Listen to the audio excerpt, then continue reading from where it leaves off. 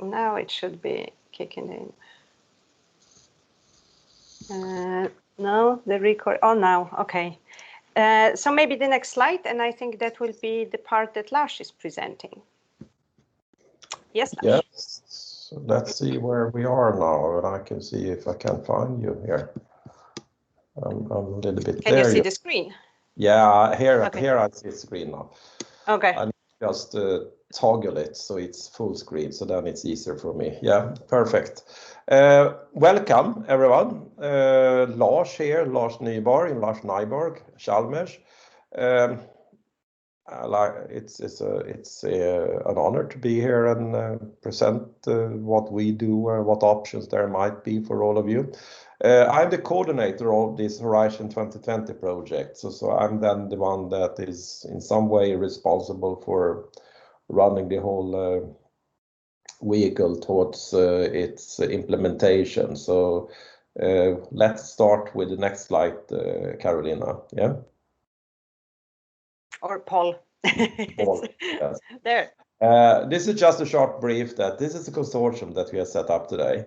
These are the ones that are inside MANUELA, and you can see there's a number of important stakeholders. You can say that there are solution providers, there are end users, because we work already with a number of predefined use cases to develop the capacities, and also are in research and development partners. So that's the key point, that we have the quite extensive consortium of stakeholders that are contributing to progress of activities. So next slide, please. And well, many of you perhaps know or don't know, or all of you know, what are the potential benefits of metal AM? I mean, one of the important aspects is that if you look on the left-hand side here, the additive manufacturing allows us quite innovative and flexible product design. So we can go to much more complex geometries in a completely different manner. If we run our process in a proper way, we can have almost near 100% utilization of the raw material, which means minimize waste. Of course, we don't machine so much. That drills down also the cost savings on energy.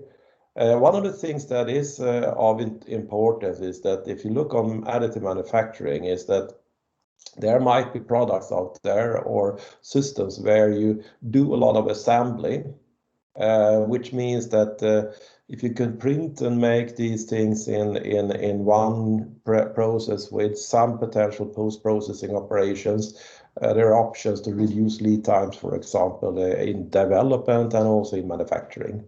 And hence, since it's a digital sort of starting point for the manufacturing, I mean, we don't need tools, we don't need a lot of auxiliaries. We have a very sort of easy way or a way forward to do product differentiation, because that depends on the digital sort of input that we start from, and then how we put the printing and start that from that sort of platform.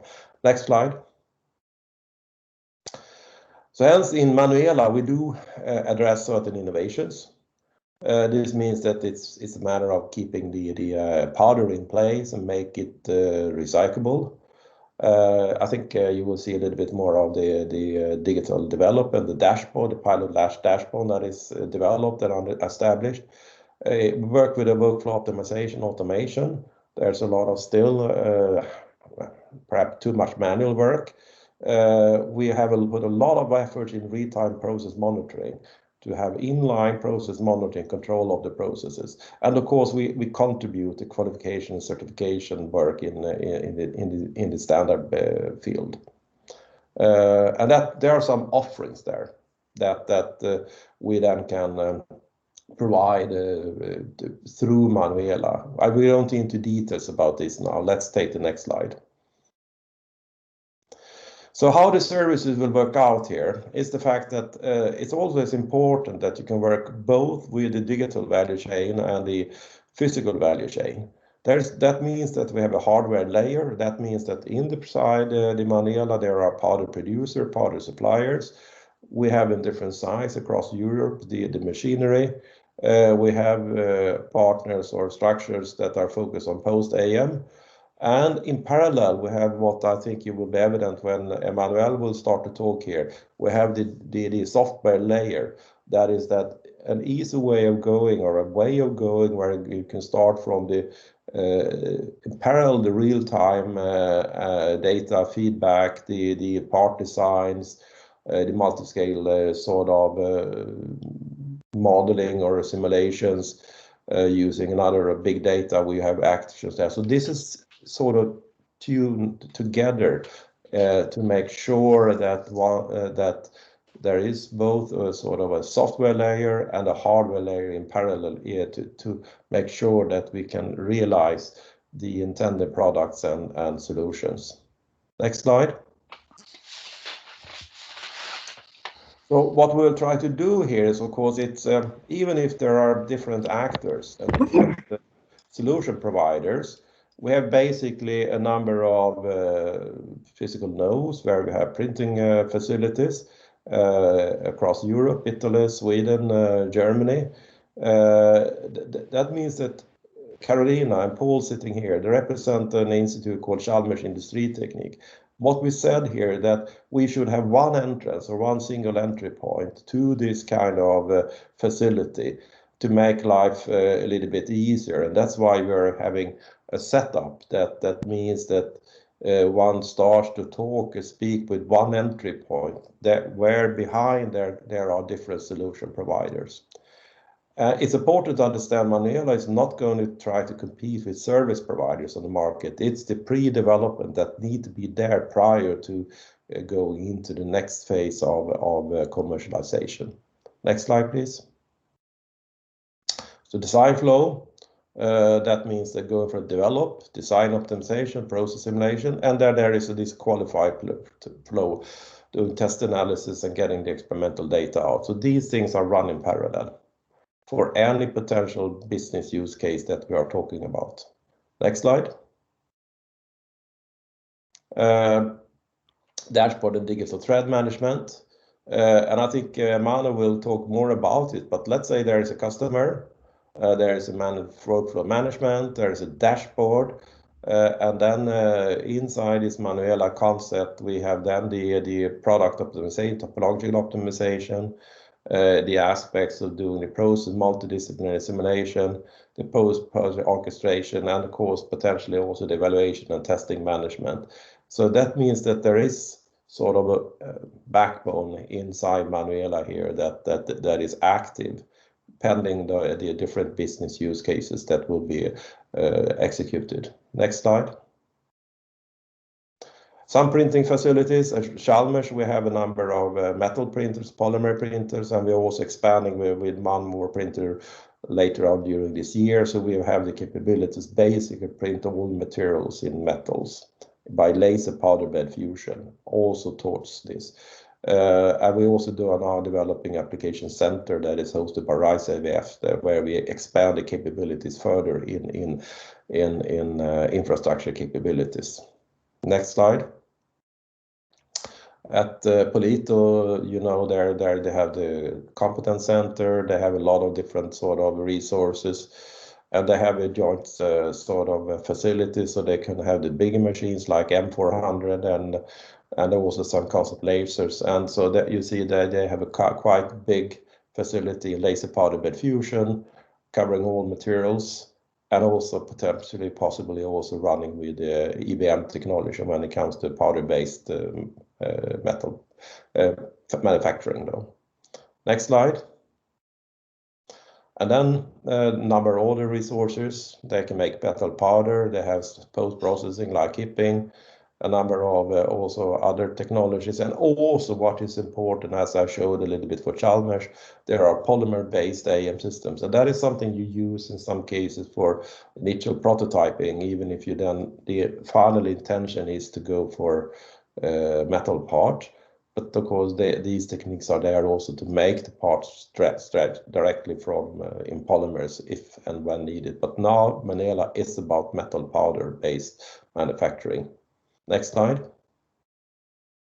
In Erlangen, in Germany, Then there is a very strong focus on EBM, electron beam melting, and they have the latest technologies in a number of different sort of capacities, unique systems like the Athene, where they can have inline process monitoring as well as a number of the sort of highly qualified systems from in EBM technology from Arcam, G Additive.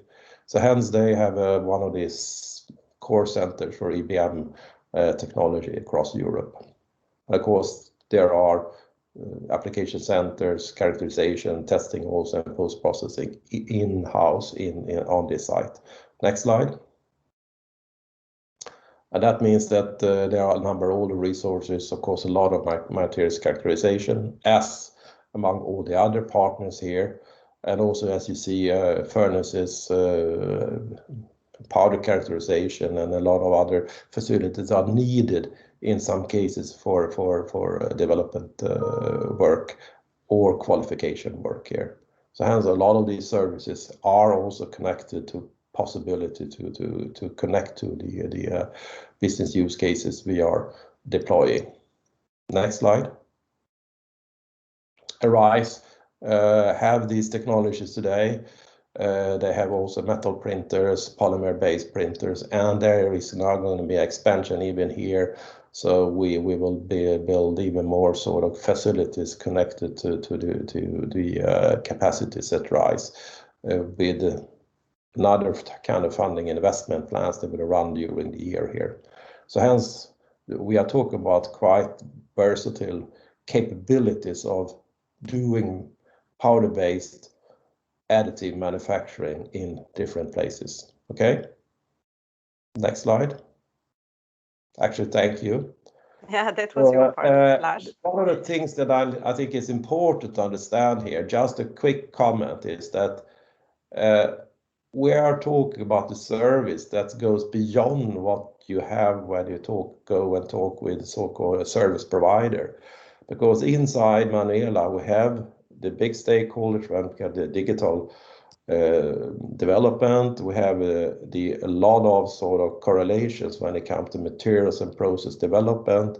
So hence, there is a capacity to go into much more sort of innovation-oriented solutions when it goes to new materials, new processes, new products, and that's one of the potential strong benefits that Manuela is and will be able to capture. So I want to sort of convey that message to all here. Yeah. Thank you. Great.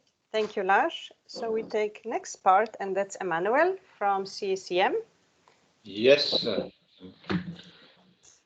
So we will present you one use case that is related to space applications. So maybe you can jump to, yes.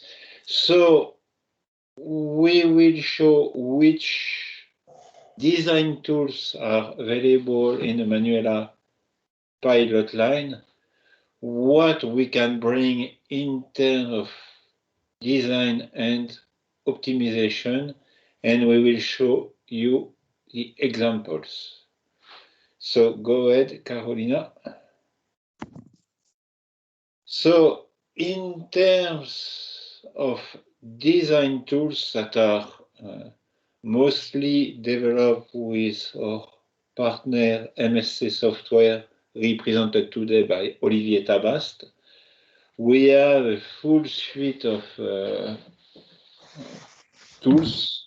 So we can perform design analysis, design optimization thanks to Apex Generative Design. Design optimization means topological optimization. So we will show you what we can do later using design optimization, for instance, like mass reduction, that is very often a requirement for additive manufacturing. But not only we can perform mass optimization, but we can adapt the mechanical resonances of the part. So, for instance, we can push further up the resonances to ease, for instance, the design of control algorithm if the system has to work in a closed loop. Then we can simulate the build process, so see how the part will be built. So that helps for instance, for support design, so that the part doesn't collapse when being built. We can also show the deformation of the part, so we can adapt the design to minimize the part deformation. And in what we call the dashboard, we are now having feedback from the line. So we continuously monitor what's going on in the pilot line. So we know exactly how the part is being built. So all these tools are now regrouped in what we call the MANUELA dashboard. So we start with the part requirement. Then we perform the optimization in the same environment. Then we simulate the part and we follow with the physical process what's going on. And what is currently being implemented is with number 4, a feedback on the design and on the machine parameters, so that we go towards what we call the first time right. So I know that it's a dream, but we try to minimize the number of iterations. Go ahead, Carolina. So design flow, I've already said a bit on that. So it's a kind of a typical example. So here it was for a bracket to mount a small mirror, and this bracket is guided by 2 flexible pivots shown in red on the left-hand side.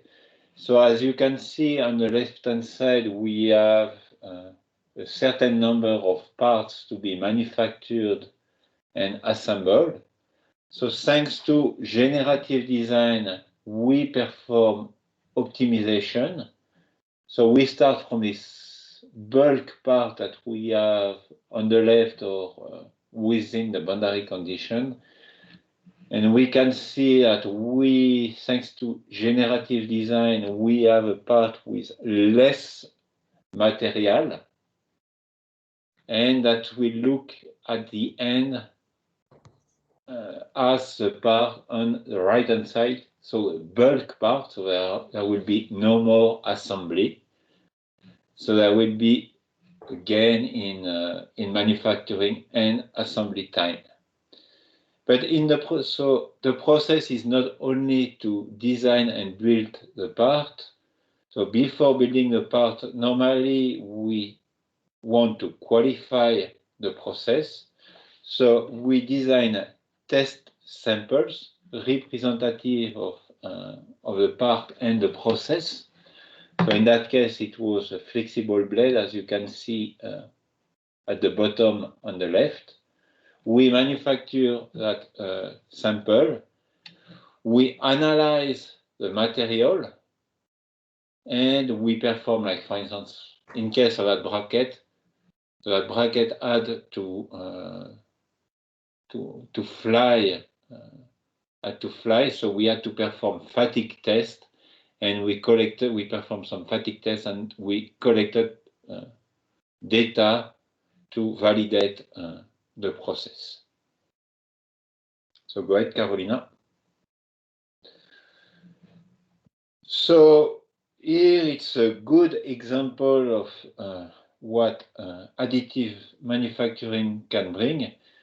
It's for a space application, so what we call a slip ring. So that's a mechanical part being manufactured by Ruag Space, Switzerland. So this part aims at bringing the electrical power of produced by PV panels on satellites to the satellite. So it's a collector. And here we had to manufacture the rotor of the collector. So at the bottom where you see the pen, you can see the final part. Normally, as of today, this part requires the assembly of like 60 different parts. There was a redesign that was performed in MANUELA of that part, so that now it is printed. So we print a monolithic part, so on the top part. Then we cast resin, and we integrate the electrical part. So now, yes, instead of having 60 parts to assemble, we have only one part with reduced. We have the only thing we have to do as now we also integrate the electrical connectors in the manufacturing process. We only have to solder the connector. One big advantage of what MANUELA can now bring, at the origin, this part was printed in bronze in order to increase the conductivity of the rotor. It was decided to print that part in copper. There was quite some challenges to develop the printing process, but now, as you can see, here we have a test. So the part now is being built, and here you have what we call a use case sample. And before printing the use case sample, we printed some sample parts, some cantilevers, to be able to validate the process. Go ahead, Carolina. Yes, as we said, the slip ring is composed of a rotor and the stator. The stator is a good example of what topological optimization can bring. So originally, the stator, as of today, is really a bulk part, so the blue part at the CAD of representative CAD. And thanks to the tools we have in MANUELA via Apex Generative Design, we can really reduce the mass of the final part, as you can see in orange after the simulation on the right hand side. So the part was simulated. There was some efforts performed to be able to reduce the number of support in the printing design. So at the bottom you see the first printing test. So we had numerous supports. So it was kind of time consuming to remove the support, but now the number of support was reduced. This part now is being printed in aluminum, so which is quite standard for metal additive manufacturing. Go ahead, Carolina. And that's it for Perfect. the example. Great, thank you, Emmanuel. You're more than welcome, Carol. Thank you. So now we are, I think, back to Lars. And Lars, I muted you earlier, so you have to unmute yourself. Giving some more information about, about AM benefits and different technologies and also different examples from different industrial sectors. Lars? Yes, thank you. Do I... Can you see the screen? Yeah, we can hear you.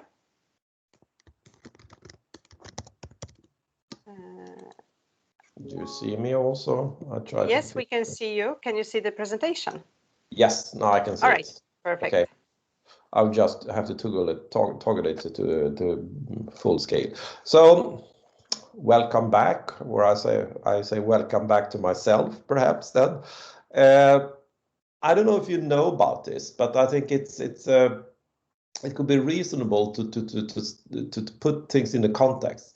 If we go into additive manufacturing, go into the standards and look from ASTM or actually connect to the ISO standard also, we have 7 categories of additive manufacturing. These are bind jetting, directed energy deposition, material extrusion, material jetting, powder bed fusion, sheet lamination, and vat photopolymerization.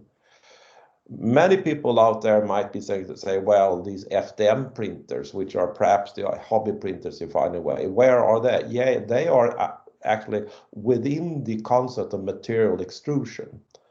So whatever small printers you find are out on the market that cost not too much money, where you are printing stuff in your own home, if you want to do that, that actually the technology is material extrusion. But what we talk about here is powder bed fusion, metal-based powder bed fusion technology. So let's jump into the next slide. And this is the one where we are using a thermal energy that fuses reaching a powder bed, a material, the powder bed. Actually, this can be metal, polymer, and ceramic powder, but in MANUELA, I talk about metal-based manufacturing. It seems to be the most growing technology. As you know, the thermal source we have is laser or electron beam, and that's the way we can melt and fuse material, which is a powder layer by layer, basically build a fully solid piece of product. At least particular for the laser-based process, we need a lot of support structures. They need to be removed after the printing procedure. There is something to understand that since we have a thermal process and we build in a certain direction, there is what we in some cases call in materials anisotropy. That means the properties might be a little bit different, a different direction, depending on if we look on the build direction or we look on across the build direction. Typically, there need to be some kind of post-treatment. Might be we need to do heat treatment to put materials in process. In some cases, it's required to do hot isostatic pressing, particularly in aerospace. And might be also do the heat treatment to relieve certain residual stresses. As you understand with building stresses, and often you do a heat treatment before you remove the part from the build plate, etc. So it's not just the print and everything is ready. You need to consider things after the printing process also. Next slide. If you look on powder bed fusion, laser, metal, it's done in protected gas. You can go with quite large build plates. Quite decent amount of materials are available. Decent powder recyclability, because actually we only sort of affect the part that we built, and the rest of the powder bed around there we can reuse. As we look on this figure, if we have a collector, a dispenser, all powder that after we get into the collector here, after certain sieving operation, we can put back. And since it's that powder that is most in the bed here is now never sort of experiencing any sort of high temperature, it is actually quite good recyclability. You need to use fine powder, and that's the key point to have the process running. So it's 28 or 50 micron in size range. You can really create small channels and have actually quite decent surfaces. technologies are there to use number of lasers in parallel, which of course increases productivity. But also inside MANUELA, we have been able to deploy higher build rates by just making sure that we spread more powder on each layer before and we melt it, and that's actually working out right. Yeah. So take the next slide. So here you see some things, good microstructure. You see it could be a very 5 kilometer structure. There could be anisotrope in the Z or build direction. But however, it's important to understand typically when we have process under control, we get 99.9 or better density. So we can basically say it's full density processing with optimized processes. And we have a lot of different optimized processes for different kind of materials. You get unique material microstructure. So in many cases, if you have a process under control, the actual mechanical performance of an AM fabricated part is better than a conventional part. It's important to understand. It's not opposite, at least from the static properties point of view. Next slide. That you can see here on this slide here. These are data that refer to normal 316 stainless steel that has been processed in using laser powder bed fusion. And on the right-hand side, you see a little bit differences. We have been building in what we call uncrolled. It's an argon atmosphere, and you have 1000 ppm. We are using a Linde system where you can control the oxygen content inside the build chamber at 820 ppm.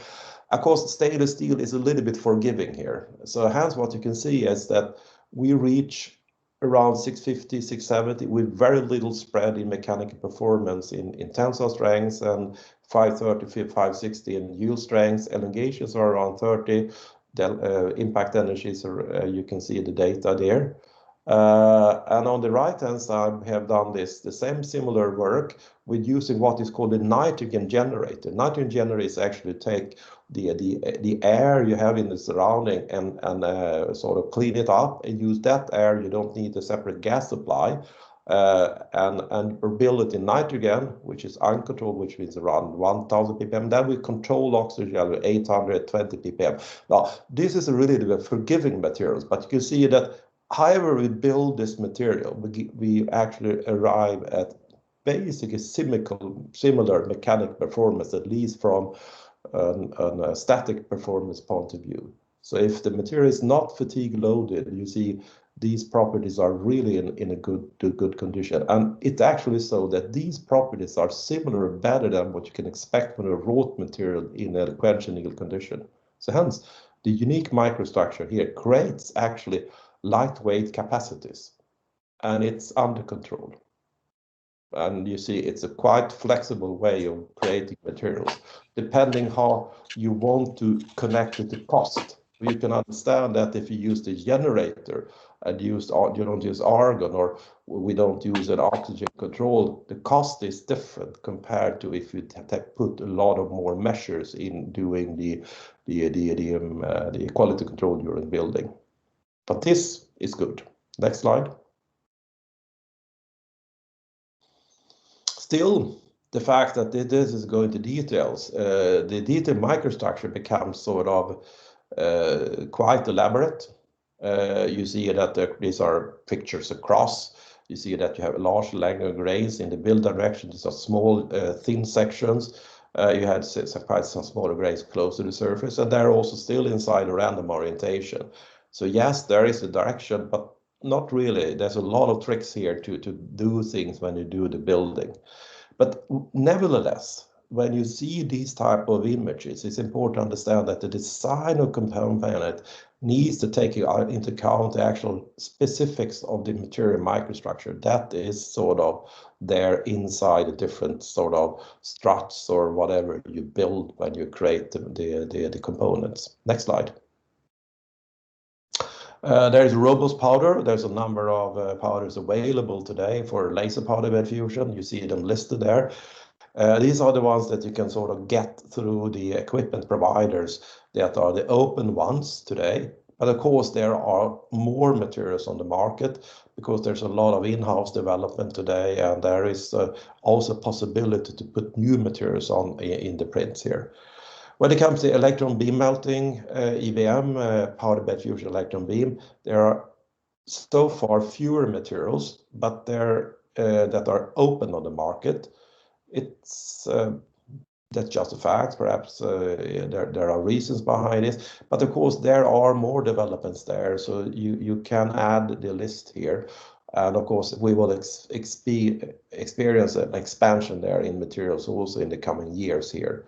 But still, there's an absence of power to develop for AM. So we are then doing a lot of work here in the different research institutions to expand this material portfolio, which I think is an important aspect for future. Next slide. That you need to design. Whatever is, of course, there, I just give you a view here from the setup that we may have at Chalmers. That is called assurance and control. We have the latest technologies from Eostate, where we have these things that you can look on the exposure by the melt pool monitoring, the powder bed imaging, and the optical tomography. Basically, this means that you image the layer, powder layer by layer, and see if there is any differences in the spreading of the powder. But what you can do also, you image on a local level the actual with the resolution of the laser beam, what happens when you build the material, and that information is stored and treated for each build. So for each build you create gigabyte of data that are stored there for each build, connected to how you built your part.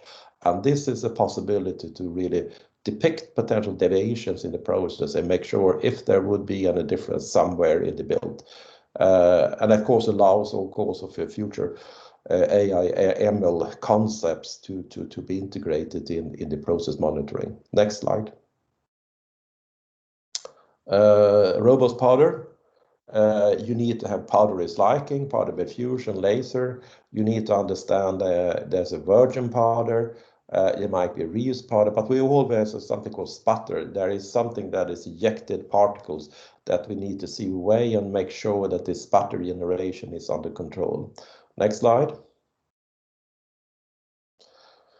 That was the technology of powder bed fusion with the laser. Now we come to electron-based powder bed fusion, or EBM, electron beam melting. The difference here is, of course, is that this technology requires vacuum, because an electron beam cannot work in anything else than a vacuum. And that means that we can only build metals and alloys.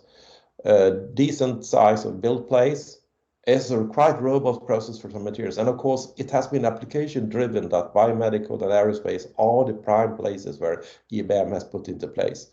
There are reasons for this. Still certain low number of materials, but to this list here, you can add copper, for example. And what you do differently here is you use the powder bed pre-sintering, as you know. You use the electron beam, not just to build the material or build the part. You use the electron beam to heat the whole powder bed, to create that the powder bed is like a structure that holds together the part as it's built, so it is loosely sintered together, that powder. That lowers in certain aspect the recyclability powder, because you need to crush and do some operations on it. And of course, you can't do the same small channels in this process as with the laser technology. So there are pros and cons here. They are complementing one another, the product, the technologies. Next slide. These are a little bit of the manufacturing readiness levels: aerospace, tooling, automotive, medical. Quarters of Roland Barrier and Source CPMA. But you can say that medical, there is a lot of stuff happening. Automotive, it's progressing. Tooling is really there out used on real commercial basis. And aerospace energy is in part commercialized and upscaled industrially, depending on the products that we talk about today. Yeah, next slide. So markers aerospace, here you see some examples from that people have created. Big parts, of course, in some cases. So it's quite, you can see, impressive. Next slide. If you look on consumer products, electronics, of course, it's quite a leading sector. There are some prototypes. You see actual additive manufacturing has been used a lot actually today already in jewelry, watches, footwear, design, sports equipment. So it's a completely different field of application. There start to be things, not the process that we are talking about here, which are using laser or electron beam, but in electronics, inkjet printing, there are technologies around the corner there to go really into very fine precision parts. And that means passive coupler, resistor, capacitors, inductors. So there is a development in that field, but those technologies we don't hold yet in the MANUELA concept. Next slide. So here you see this icon diffractor, the shoes, Curtis or EOS. And if we go into inkjet printing, digital metal, which is one of the technologies out there in the sinter-based technologies, you can see that you can do really, really fine feature capabilities right here. And that means that people also claim that additive manufacturing is not the mass production method, but it's not 100% true. Depending on the technology choices, and depending on how you do it, actually can be adopted for serial manufacturing. Next slide. The markets in tooling. Tooling is actually mostly that you make tools for injection molding, die casting, tool repair. You can imagine the fact that there are a lot of lead time capabilities or sort of benefits by using additive manufacturing to create your tool. Please continue. So here is a tool insert for injection molding made from armor steel. We have EOS inside the MANUELA, so Curtis of EOS. You can see really how you can integrate two cooling channels. Imagine, I mean, of course, you need to be able to clean these cooling channels as you build it, but imagine how would you be able to generate such a product with another technology? I would say it would be more or less basically impossible. So this is giving you design sort of advantage. Next slide, or please continue. And this is also when you look in a tool insert for die casting. So you can see, of course, the key point here is not just the outer structure, but it's also what you can create internally by these design cooling channels and make them sort of in the right position inside the part to have the function of controlling temperature of the tool as it's going to be used in the forming process. This gives you enormous design advantage. Okay, please continue. And these are tool before repair. So when you can think about this, actually it can be done in a powder bed fusion laser. I mean, think about that you have a tool and that you have some kind of degradation wear on top of the tool. Say that, yes, can I build on top of my tool? Yes or no? Yeah, perhaps you can do. Then it is like one of the ways that you develop technology is I cut away part of the top and I build on top with additive manufacturing technology. It need not to be directed into the position. It can actually be laser powder bed fusion, because the setup in the equipment today is that you can sort of allow these kind of solutions to build on top of an existing part. And that means that you can develop repair strategies in this manner by additive manufacturing. This means, of course, that the build time will be shortened and everything can work out in a very efficient manner, because you're not building a full part, you're building on top of an existing part. It's like a repair approach that is there. And that's actually running today in different sites across Europe. Next slide, please. And here is how you have created after repair the digital copy and actually the actual design of the repair part. So of course, think about it. This is a way of making sure that your tool insert is actually working for a much longer lifetime. And you can do it in a very elaborate, efficient way, because you build and create things. Of course, there might be that you need to do some surface finishing here. That's for sure, to set the surface finish, but that you need to do in any way or any tool inserts that you create.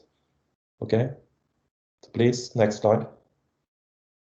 Here is one example that we have done inside actually Chalmers here, but I mean gives you also enough things about, and this is also connected innovation capacity we have inside MANUELA. Normally, you think about laser powder bed fusion, that yes, this is a technology that takes a lot of time to build. But on the left-hand side, you see the part, bottom corner, and the right-hand side you see the part. And this part you see is a long-standing part, and actually it's a demonstrator that is connecting specifically to a use case. It's a bit complicated, but one of the things is if you're going to build this demonstrator, I mean, it with standard building parameters, which we set with the hatch distance, the powder layer thickness, and the laser power, it takes some time. So that to build that part would take 120 hours. But what we have done there, we developed the process parameters actually that we can build this part with increased layer thickness. But we can also do today is that we adopt the build strategy in different heights of the part to the demands that you would have on the product.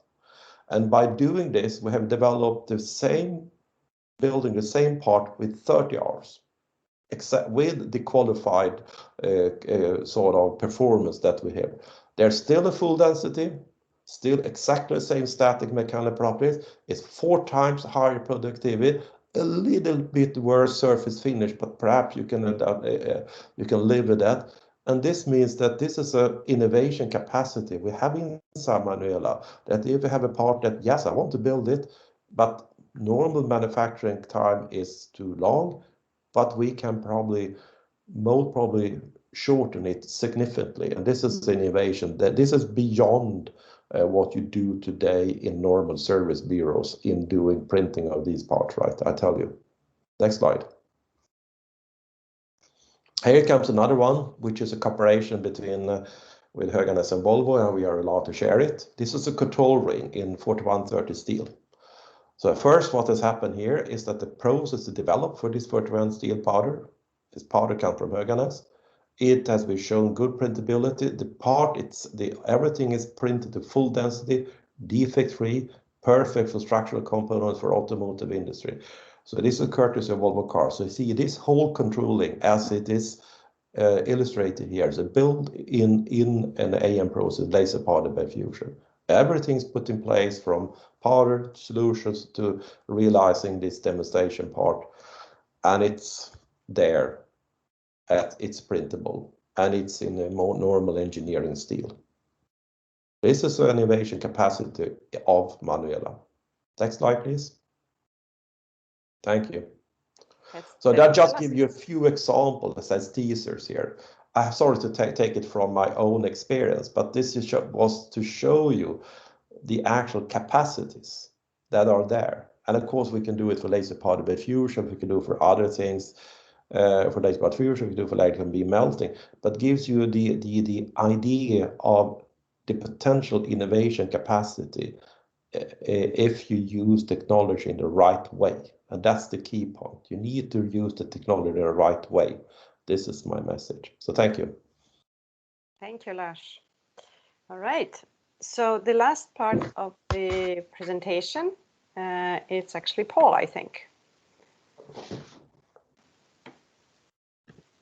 Yes. So Paul, you can continue. Yeah. Yes. Good morning. My name is Paul Heihanen, and I work at Chalmers Industriteknik as Carolina. As was mentioned in the opening of the webinar, Chalmers Industriteknik is the entity which will interface industry and any other interested parties in the technology that comes from the project. We are, for example, also in the project going to lead something which is called the open call. The open call is an opportunity for industry to actually take part of the Manuela project and take advantage of what is happening there. In proposals for projects that you can submit, it is open to all European countries in European companies. We will have in total 10 business use cases, as we call them, to implement. So there is quite a lot of opportunity. The funding scheme is that 50% of the cost will be covered by Manuela and 50% will be paid by the company. There is a portal that you have to apply through, which you can see there.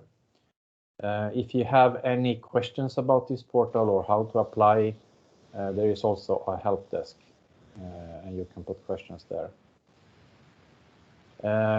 Each proposal will be evaluated by a team in the project, and the criteria are quite simple. It is the concept and level of innovation, impact and market potential, and implementation. It's quite a short proposal we are asking for, maximum 5 pages. So if you're interested, you shouldn't hesitate to write, because it's not so much work. The call has been open since December last year, so it is actually open at the moment. We already had one cutoff, so we are going to implement a few of these 10 in total use cases. There is a cutoff, a second and the last cutoff in the end of September this year, and we will select then the final use cases for implementation in September.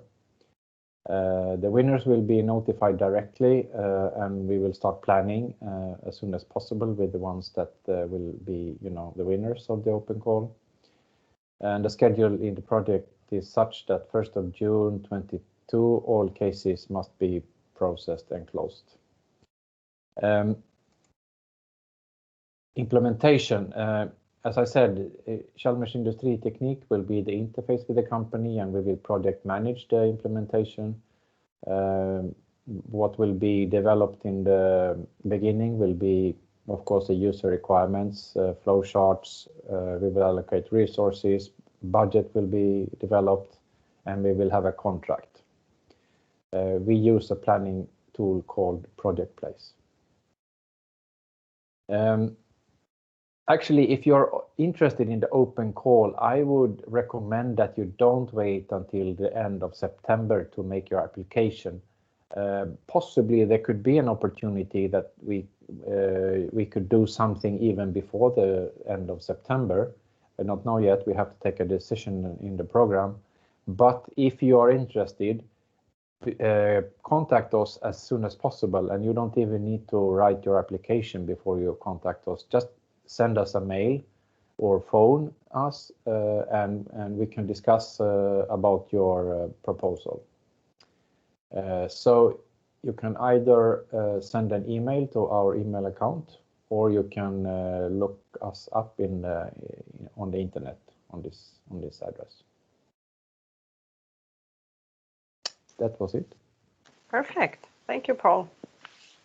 So now we are actually super on time. That was the last presentation that we had planned, and now we have time for any open discussion, questions, and comments. So the floor is open, so to say, for anybody.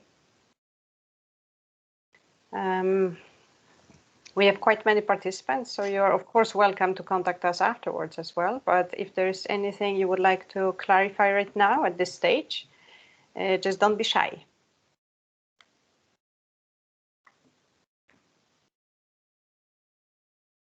No, it's very quiet. Someone is raising the hand. Yes, please. Hello, good morning. I'm Claudio. Hi. I have a question regarding the automotive market. I saw the slide where you said that the additive manufacturing is not really into the automotive market. And I was wondering, what is the reason behind? Is it because of the production rate? Is it because of the price? Is it because of other things? Could I answer the question, Claudia? Yes. Yeah. I mean, Lars here. Perhaps I was a little bit too defensive in my statement. It is into the automotive market, right? Yeah. But I think you have to, I mean, because it is in the cases where you have, I would say, the more high-end series of products. I mean, you have it when you come into sports and Formula One. You have it when you come to some of these more high-end cars where you have not the same, I would say, size or series. Yeah. But what you see also, that was our raising the fact that I mean, of course, in Manuela today we don't just still work with the sinter-based technologies, but if you look at the sinter-based technologies, they are really mass production technologies. Yeah. Yes. And because that's the scope. And if you look on sinter-based technologies, I mean, today, I don't know if you know if there's a technology called, it's not additive manufacturing but it's called metal powder injection molding, where you do injection mold with a metal powder inside and use a polymer, take away the polymer and sinter product. I mean, yes. Today, according to figures I have, I mean, well, you don't sinter that material to full density, yes, but it's not a big issue because if I have figures, I think about 50% of all MIM products goes into the hot acetic press on commercial basis in the US market. So think about it. That you can really do things in completely different, but it's a matter of how you adopt the technologies and what you do. And since we also see we have increased the build rates, I mean, we are up 300-400% today compared to what was the solution just 2 years ago. And this means that the AM technology is actually, the powder bed itself is improving the productivity. And of course, that means that wherever you have a complex product, if you look at total value concept, you should not do it as look upon it as where I replace it and do the same part as I did before. You should look upon it indeed those cases where you have the design opportunities, design advantages of additive manufacturing, where from a lead time you had a lot of assembly or you have a lot of sort of different operations, welding, you see what I mean?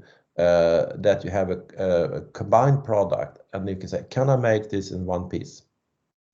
Yes. That's where you should go. You should find the attractive use cases, and that's where it will start to tick also. Yeah. Yeah, I see. Interesting. Thank you. Okay. Great, thank you. Anybody else? We have a new person here. Yes, just go ahead. Hi, Carolina and Lars. My name is Ashok. I work for Emerson in Gothenburg. It was really impressive to see a lot of different use cases from different industries. My question was, how did you go about qualifying these parts? Because for aerospace industry, you have certain standards and certification requirements, and then for process industry, you have certain standards and requirements. What is the process, or how does Manuela project go about, qualifying the parts for the application use, end use? Who should answer? Should I answer again? This is Lars here. Yeah. I mean, the key point is that, yes, you are fully correct. There is a qualifications certification, and that, I mean, we are not able to bring that full scale because that's another different scale of effort that you need to place in it. But the key point is that Manuela should bring a solution so far that, yes, you can foresee that the certification is viable to go through, right? Yeah. Because we can't bring the full certification.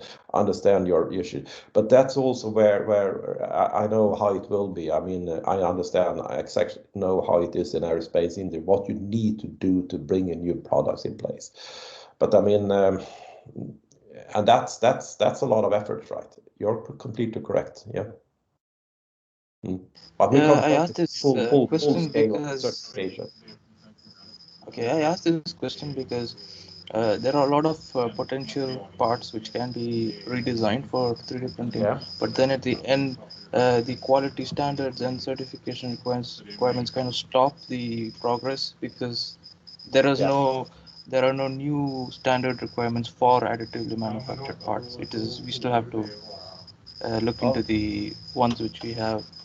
No, you have to comply with the standards. That's clear. You have to comply with the standards. There's a lot of new standards. There is a standard on the standardization field when it comes to additive manufacturing that run through ISO ASTM today. But you're completely true. You need to comply with the standards, and you need to make sure that what you do is also comply with the standards, of course, as you say, to get things in place, right? There is no way around it, right? Yeah. So then probably I think it's good in an early stage if you are thinking about, I don't know, if you're a sub-supplier or something like that, that there is a sort of clear scope of what is required to get the things in place from a certification point of view, or a little bit what you're aiming at, right? Yeah. So as we see on the deviations, yes, what is required to make this happen, right? So yeah, I mean, we are working with this also in a lot of other contexts here. So I understand completely your issue, your question, but it has to be brought into the concept of each use cases. What is required to bring this into implementation, right? Yeah. So and we can help. We can sort of provide the context and structure for it, but it is not intended that MANUELA itself will do the full certifications or sort of procedure. That must come in the second round, right? Okay. Yeah. Okay. Thank you. Thank you. We have also one question I see in the chat. And the question is, what is the scope of integrating research and new processes materials in additive domain? And that's a very interesting point for one person's research. Mm-hmm. What should we say? Research and new processes materials. Yeah, but there is I think at I can make a quick comment on that when you're speaking. Yeah. So we are in MANUELA. There is some research in terms of new materials. New materials mean new printing process. And we have some activities in integrating functionalities in the printing process. When I speak about functionalities, mostly it's integrating electrical conductors and sensors such as strain gauges. And Lars, you can add on that. I think we can add on it, and I think it's also important to understand that inside MANUELA today we have EOS, but EOS OI. EOS, which is the process of material development entity of EOS in Finland. We have also Höganäs AB as one of the prime metal powder producers in Europe. So hence we have access to the actual innovation capacities in materials and powder development that might be of importance. And of course, there might be other powder producers, but means and that is what we do. We do actually work with a lot of research today, perhaps not inside MANUELA, but behind MANUELA to bring new materials in place. And then this means that MANUELA can be fed with novel solutions all the time, that MANUELA can mature to bring things into the business opportunities.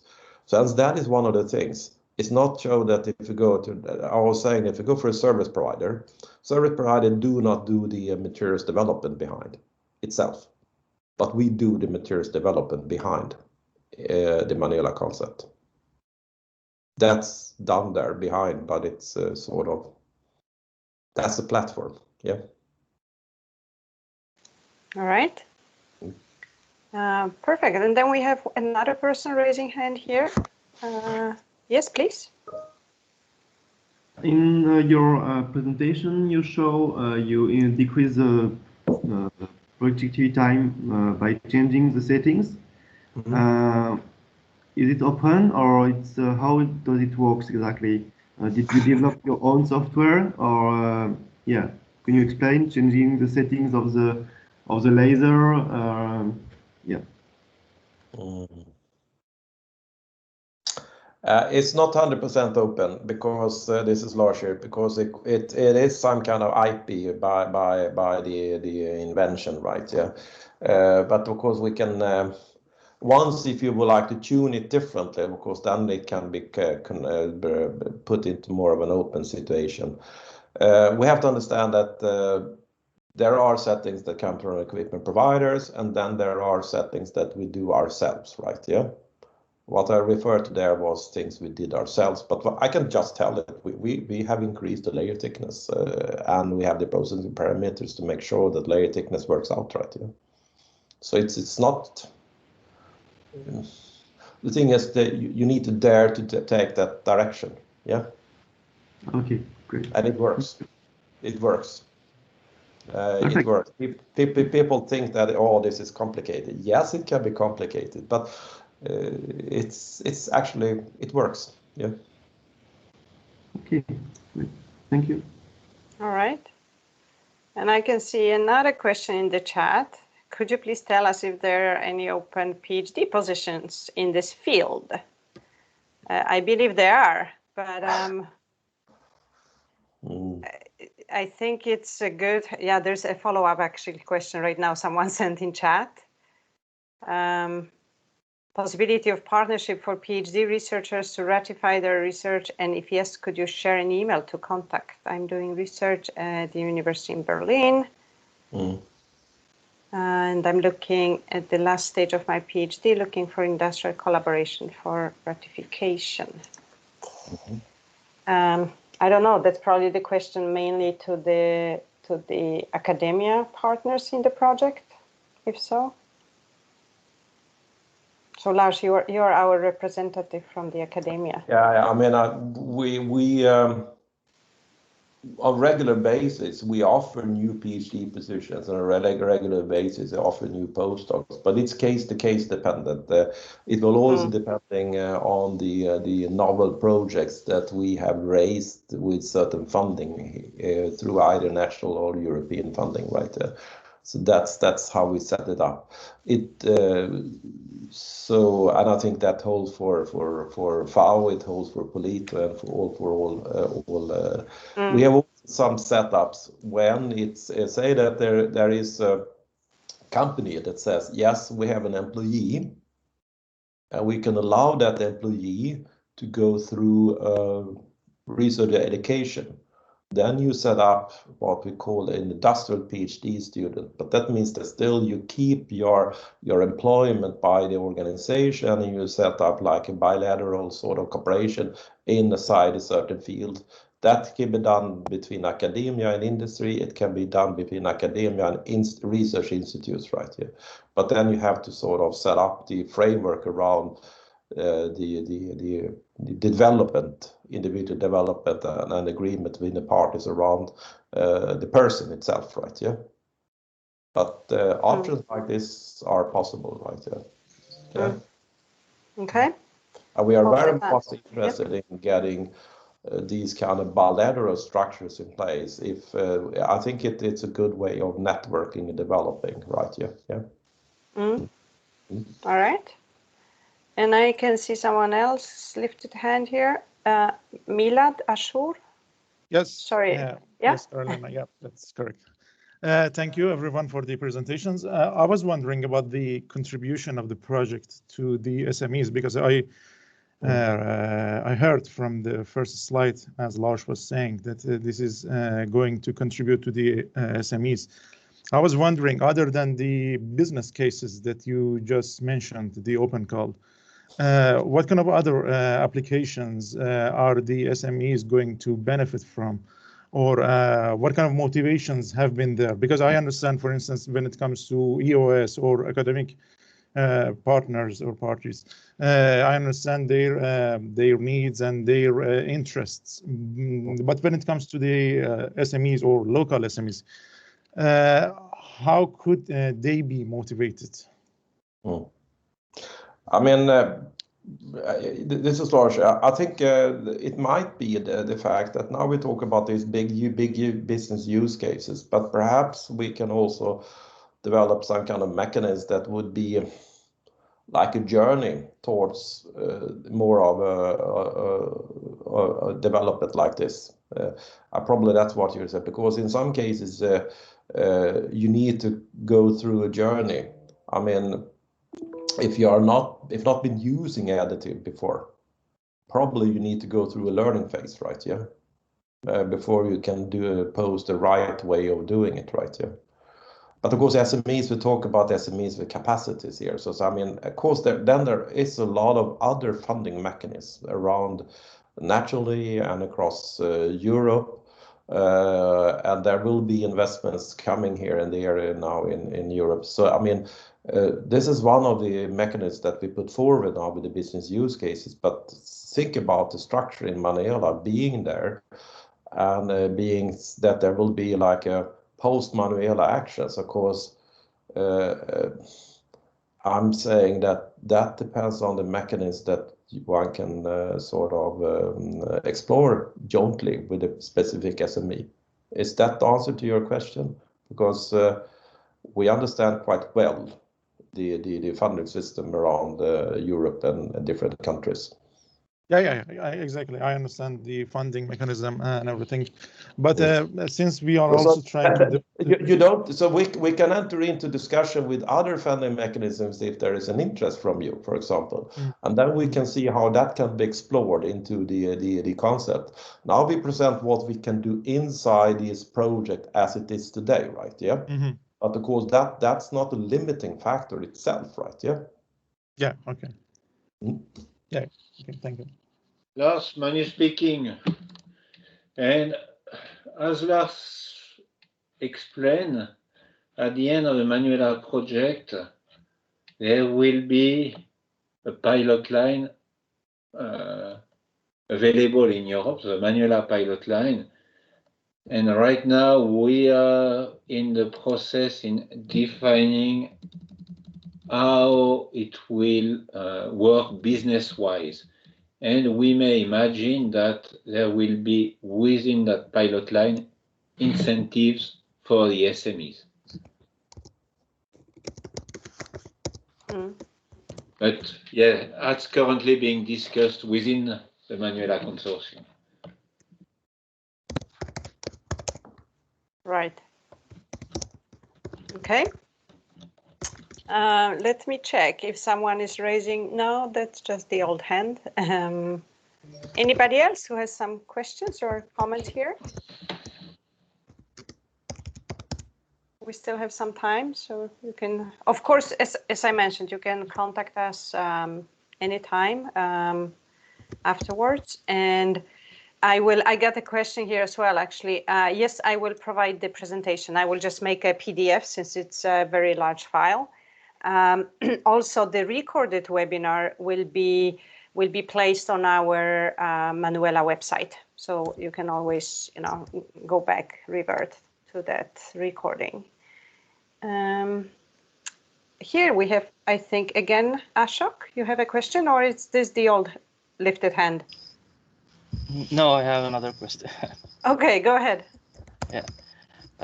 Lars spoke about a lot of powder bed fusion technologies. I was wondering if there's any research going on with direct energy deposition or binder jetting. Is there any use cases for that as well, or is that still in process? No, I mean, Lars is here.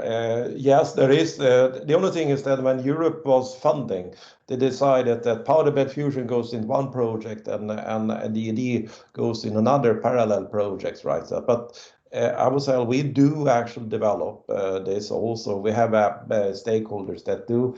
And I think the scope of MANUELA will be that we are not going to stick only to these powder bed processes. We are going to implement DED and sinter-based technologies.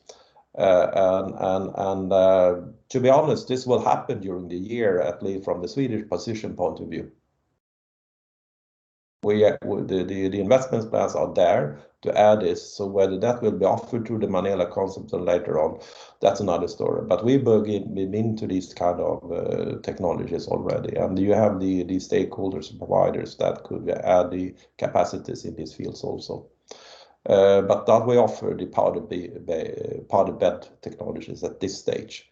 But wait and see. Thank you. Great. Perfect. Anybody else? Now I cannot see any lifted hand. Anybody else who still would like to use the opportunity to ask a question to our presenters?